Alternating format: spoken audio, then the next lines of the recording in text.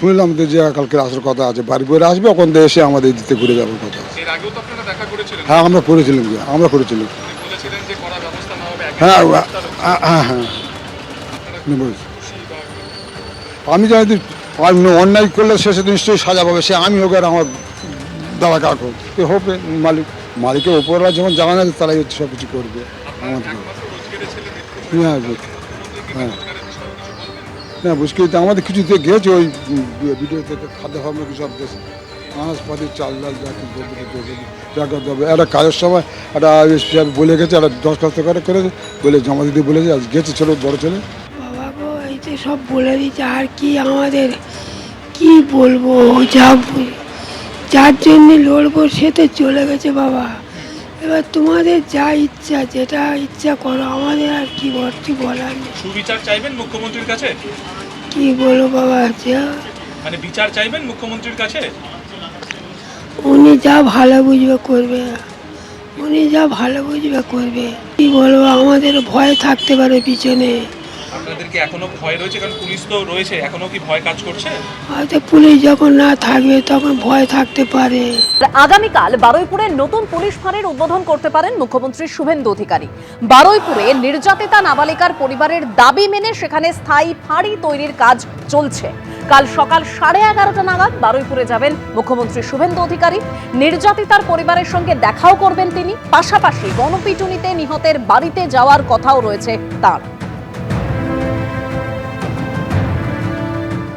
শনিবার মুখ্যমন্ত্রী শুভেন্দু অধিকারী আসবেন বারুইপুরে এবং তার এই কর্মসূচিতে প্রথম তার দেখা করার কথা রয়েছে নাবালিকার পরিবারের সাথে। এবং তার জন্য দেখা যাচ্ছে যে নাবালিকার ঠিক বাড়ির সামনের যে রাস্তা সেটা তৈরির কাজ চলছে। মূল রাস্তা থেকে এই রাস্তাটা কি সরাসরি চলে যাচ্ছে নির্যাতিতার পরিবারের একদম বাড়ির সামনে পর্যন্ত।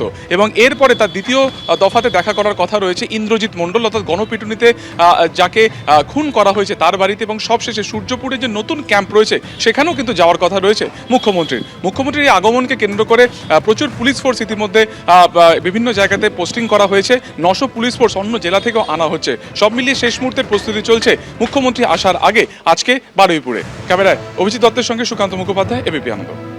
আর 7 তারিখ যখন শুভেন্দু অধিকারী বারুইপুরে যান তখন তিনি এক সপ্তাহের মধ্যে ফের বারুইপুরে যাওয়ার কথা যেরকম বলেছিলেন, সেই সঙ্গে নতুন ফাঁড়ি তৈরির কথাও বলেছিলেন। কি বলেছিলেন শোনাবো। ফার্স্ট এন্ড ফরমোস্ট হচ্ছে 4 জনের মধ্যে 3 জন ধরা পড়েছে, আরেকজনকে ধরতে হবে, ওটা আমরা করছি।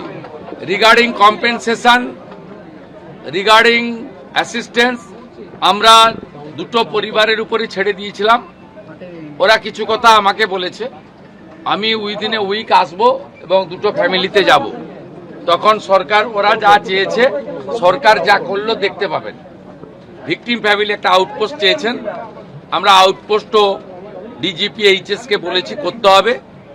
প্রয়োজন হলে রেন্টাল বাড়ি নিয়ে খনি চালু করতে হবে। এবং আমি যখন ভিকটিমদের সঙ্গে মিট করতে আসবো তখন আউটপোস্টের ইনোগ্রেশন হবে।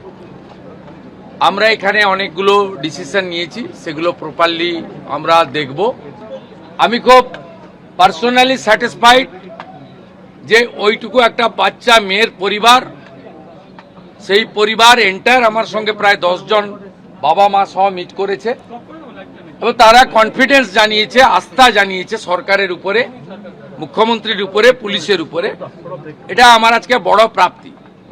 বারুইপুরে পুলিশের উপর যে হামলা ও ভাঙচুরের ঘটনা, সেই ঘটনায় এবার আরো গ্রেপ্তারি। হামলা, ভাঙচুর ও সরকারি সম্পত্তি নষ্ট করার ঘটনায় আরো 5 জনকে গ্রেপ্তার করা হলো।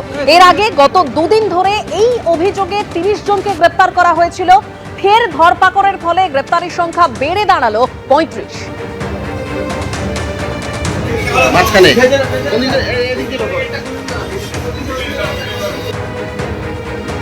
এবিপি আনন্দ, এগিয়ে থাকে, এগিয়ে রাখে।